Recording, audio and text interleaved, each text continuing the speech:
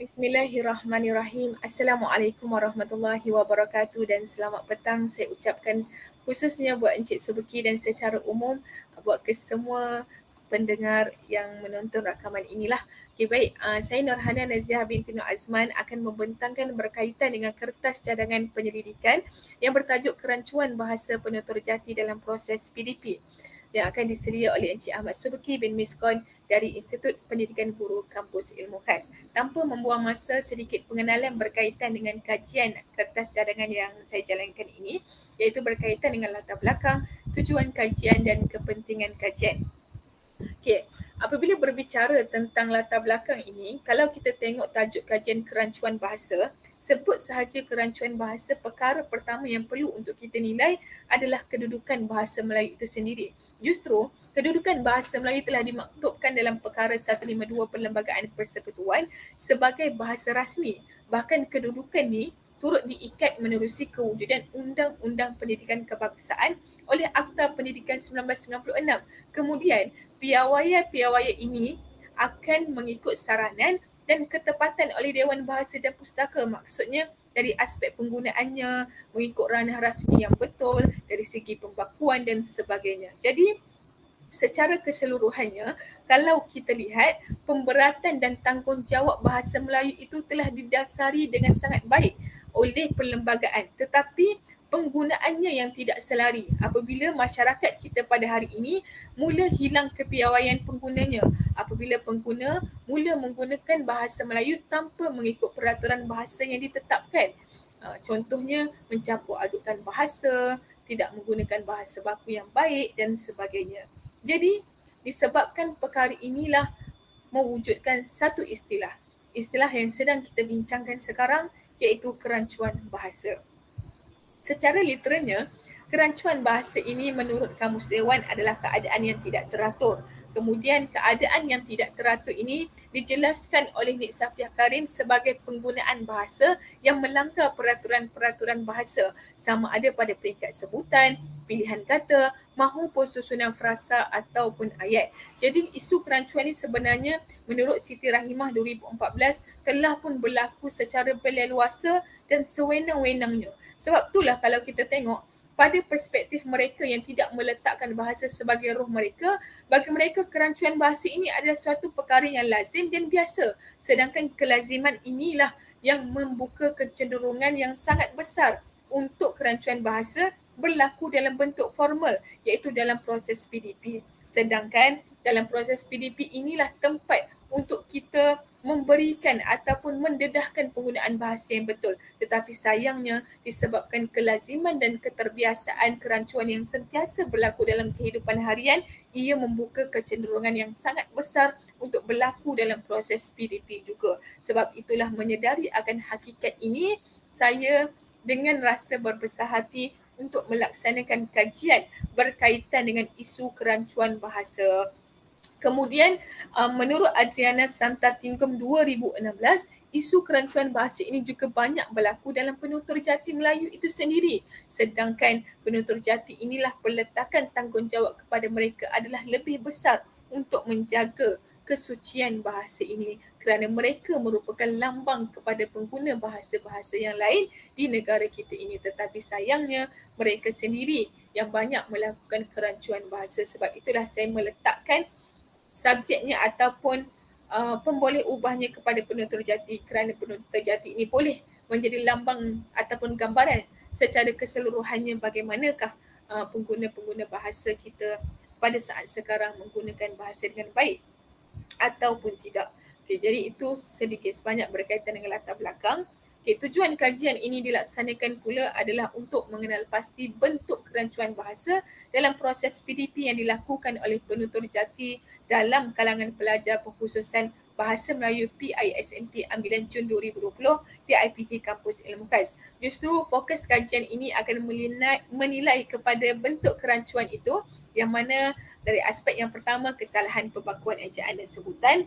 Kedua, penggunaan bahasa Melayu yang bercampur aduk dengan bahasa Inggeris. Dan yang terakhir, penggunaan bahasa Melayu dalam ranah rasmi yang digantikan dengan bahasa Inggeris. Jadi kesemua bentuk kerancuan ini kita akan kenal pasti dalam proses PDP menerusi pembentangan formal mahupun tugasan penulisan esei. Okay, sekarang kita beralih kepada kepentingan kajian. Saya buka kepada dua perspektif pemegang taruh, iaitu pertama pengguna bahasa itu sendiri, yang kedua berkaitan dengan badan berautoriti. Pengguna bahasa kepentingannya boleh memahami mengenai kerancuan bahasa dan mereka mula sedarlah isu ini merupakan satu fenomena bahasa yang berlaku secara berleluasa. Bila kesedaran ini muncul daripada kajian ini, mereka akan mengambil tindakan menggunakan bahasa Melayu yang tepat mengikut piawaian yang telah digariskan oleh DBP. Kedua, penutur jati sendiri mula sedar akan pemberatan tanggungjawab yang perlu digalas selaku penutur asli bahasa Melayu untuk menjaga kesucian bahasa dan menjadi lambang ikutan buat pengguna yang lain. Untuk badan berautoriti pula, yang pertama membantu pembaca mengenal pasti bentuk keracuan bahasa Melayu yang berlaku. Apabila bentuk ini dapat dikenal pasti, cadangan penyelesaian yang lebih signifikan dapat diambil oleh pihak berkepentingan. Contohnya, bila dalam kajian ini kita tengok dominan hasil dapatan adalah bentuk kerancuan bahasa Inggeris, mencampur aduk bahasa Inggeris dengan bahasa Melayu. Bila bentuk ini dapat dikenal pasti, ia memudahkan pihak berkepentingan seperti KPM, IPGM, pihak pentadbir sekolah maupun guru sendiri untuk mengambil tindakan yang signifikan. Contohnya, bentuk keracuan bahasa Inggeris yang bercampur dengan bahasa Melayu disebabkan oleh faktor kosakata yang kurang. Jadi, pihak berkepentingan akan mengambil seminar ataupun tindakan-tindakan webinar dan sebagainya untuk meningkatkan kosakata dalam kalangan pelajar bagi mengelakkan bentuk kerancuan campur aduk bahasa Inggeris ini berlaku. Jadi, isu ini dapat diselesaikan dengan lebih berkesan.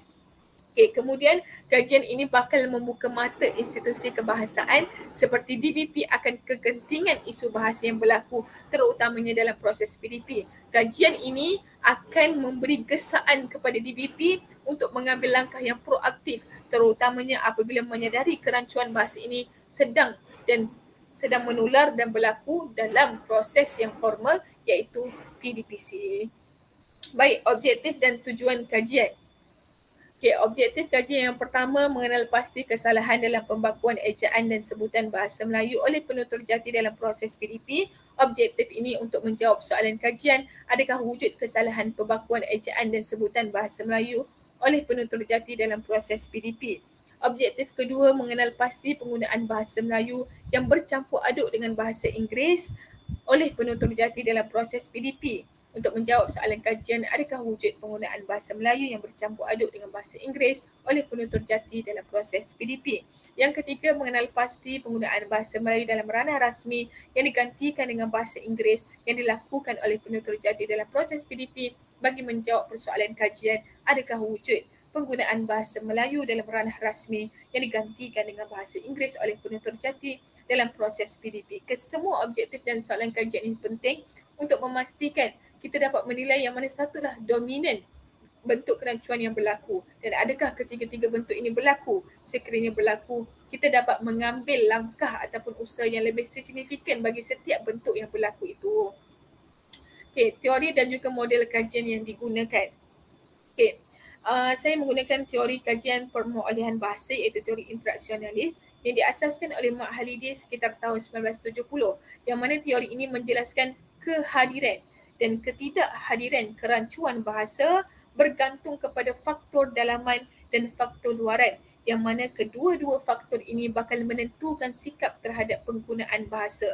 Seandainya sikap ini positif, maka kerancuan bahasa dapat dielakkan negatif. Seandainya sikap terhadap penggunaan bahasa adalah negatif, maka ia akan mewujudkan positif kerancuan bahasa. Okay, jadi faktor dalaman ini merujuk pada pemahaman tentang bahasa yang berakar umbi daripada perkembangan kognitif lah. Contohnya apa ilmu yang selama ini pengguna dapat. Sebab itulah penting dalam PDP ni, sebab PDP akan menentukan kognitif seseorang untuk dapat bahasa.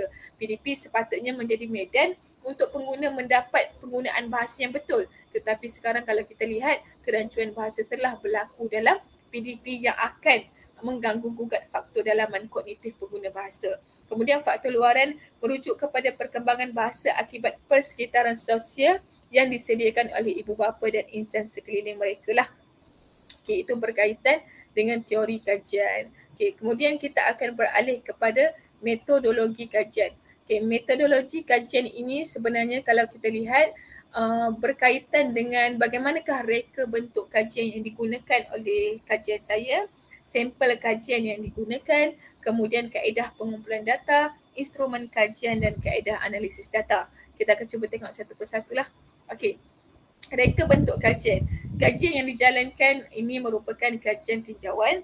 Kemudian kajian ini menggunakan pendekatan kuantitatif dalam mengumpul data bagi menjawab permasalahan kajian dengan tepat dan jelas. Itu reka bentuk yang saya gunakan.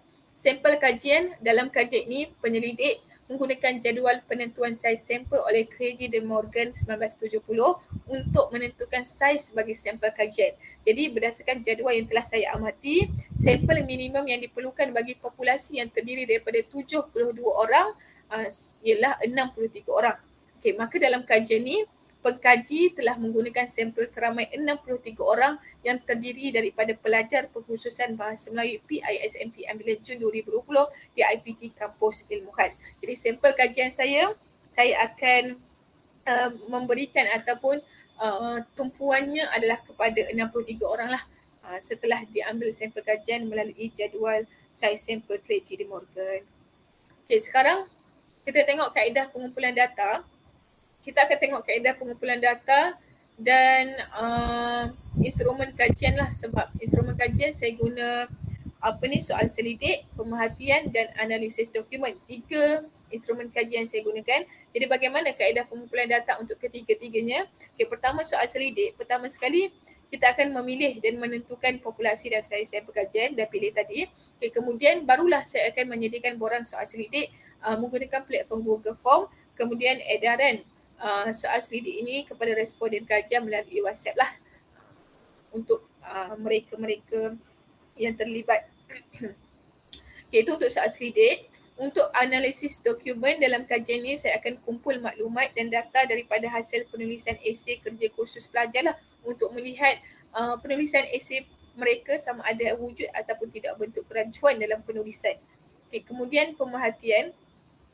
Pemerhatian ni saya akan bina senarai semak semasa menjalankan pemerhatian ke atas pelajar dalam sesi PDP. Jadi setiap item yang terdapat dalam pemerhatian akan diberi skor 1. Contohnya macam pembakuan, wujud perkataan yang tidak disebut secara baku sewaktu pembentangan, maka ada skor 1 lah. Kalau tidak, kita akan letak skor kosong. Jadi pada akhir pemerhatian, skor senarai semak ini akan dijumlahkan. Jika jumlahnya banyak, menunjukkan bahawa dominan dan banyaklah berlaku kerancuan dalam bentuk tersebut. Okey, kemudian data akan dianalisis untuk melihat kekerapan dan peratusan pelajar menggunakan kerancuan bahasa sewaktu sesi tugasan pembentangan. Okey. Untuk analisis data pula, kalau soal selidik saya menggunakan tahap interpretasi skor minah. Pertama sekali, kaedah analisis data akan melalui prosedur melakukan semakan terhadap data yang telah dikutip dulu untuk tersemak sama ada tepat ataupun tidak, cukup ataupun tak dan sebagainya lah. Kemudian data akan dikumpul dan dianalisis menggunakan statistical package for the social science SPSS versi 23 bagi mendapatkan nilai min dan sisian piawai bagi setiap item yang saya gunakan. Yang ketiga, pengkaji untuk saya sendiri bakal menggunakan jadual terhadap interpretasi skor min oleh bahagian perancangan dan penyelidikan dasar pendidikan yang boleh dilihat di sinilah. Sangat rendah, sederhana, tinggi dan sangat tinggi. Contoh bentuk kerancuan pembakuan bahasa berlaku dengan sangat tinggi, kita dapat lihatlah yang mana berlaku dengan sangat tinggi, yang mana berlaku dengan sederhana dan sebagainya. Untuk pemerhatian, pengkaji meneliti senarai semak pemerhatian yang telah diisi sewaktu menjalani pemerhatian. Berdasarkan item-item yang telah dinyatakan, jumlah skor akan dikumpulkan oleh pengkaji. Kemudian kita akan melakukan rumusan bagi memudahkan untuk laporan kajian lah. Untuk analisis dokumen pula untuk memastikan ketekalan maklumat antara semua dapatan kajian supaya maklumat yang diperoleh adalah selari berdasarkan ketiga-tiga kaedah yang saya gunakan. Okay, jadi secara akhirnya lah, penyudahnya, konklusinya, kita sudah pun sampai kepada titik akhir perbincangan kita. Rumusan perbincangan secara keseluruhannya. Okay, pertama sekali, saya telah berkongsikan satu kebimbangan dan kerisauan yang sama dan saya harap pada sesiapa sahaja yang melihat video pembentangan ini turut berkongsi kerisauan yang sama. Pada awal perbincangan, kita melihat bagaimana fenomena isu kerancuan bahasa semakin meningkat saban hari dan dijangka terus berleluasa. Ini adalah peningkatan yang bakal berlaku daripada 2025 sehinggalah ke 2040 kita menjangkakan fenomena ini berlaku. Jadi saya rasa kalau kita takut kepada peningkatan ini, sudah tiba masanya untuk kita menghentikan noktah peningkatan ini agar ia menurun dan tidak lagi terus rakus meningkat.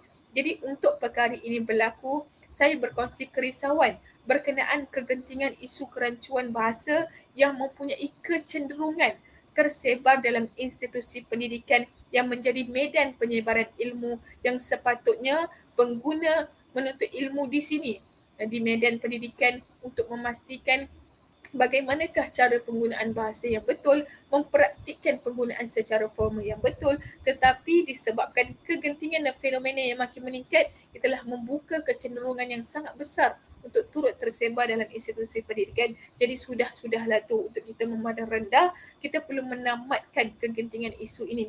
Justru menyedari akan permasalahan ini, saya melakukan kajian penyelidikan untuk mengenal pasti bentuk kerancuan bahasa yang berlaku dalam proses PDP. Kenapa bentuk kerancuan ini perlu untuk kita kaji agar kesedaran terhadap isu ini dapat diangkat. Bentuk kerancuan dapat dikenal pasti sekaligus berupaya mengambil usaha yang signifikan. Kerana apabila kita mengenali pasti bentuk-bentuk kerancuan yang berlaku, kita bukan sahaja dapat menganalisis mana satukah dominasi bentuk yang paling dominan yang berlaku dalam proses PDP, bahkan kita juga dapat mengambil usaha yang signifikan terhadap bentuk kerancuan yang berlaku. Maksudnya kita akan dapat mengambil usaha yang lebih baiklah sebab kita dapat menjawab satu-satu bentuk yang berlaku itu secara khusus. Jadi usahanya lebih bertumpu dan insya-Allah kesannya akan lebih baik. Jadi di samping kita dapat mengenal bentuk, kita dapat mengambil usaha yang signifikan sekaligus kita dapat menyelamatkan kembali kedudukan bahasa Melayu yang selama ini dijaga dan dipegang oleh perlembagaan persekutuan kita dan kesedaran akan muncul dalam diri kita sebagai pengguna penutur jati dan pengguna secara umumnya buat keseluruhan rakyat Malaysia. Jadi secara keseluruhannya bila kita berjaya melakukan perkara ini, kita dapat melihat satu perkara iaitu pemberatan dan tanggungjawab yang saya kongsikan dalam perlembagaan tadi akan selari dengan pemberatan penggunaan dan tanggungjawab yang digalas oleh kesemua pengguna bahasa Melayu. Jadi itu sahaja rumusan perbincangan berkaitan dengan kertas cadangan tajuk kerancuan bahasa penutur jati dalam proses PDP. Saya mohon untuk memahami dan mempertimbangkan kertas cadangan ini dengan sangat baiklah kerana ia mempunyai sangat besar. Jadi sebarang soalan bolehlah dikemukakan di ruangan komen yang tertera pada video YouTube ini. InsyaAllah saya akan jawab. Sekian, terima kasih dan Assalamualaikum.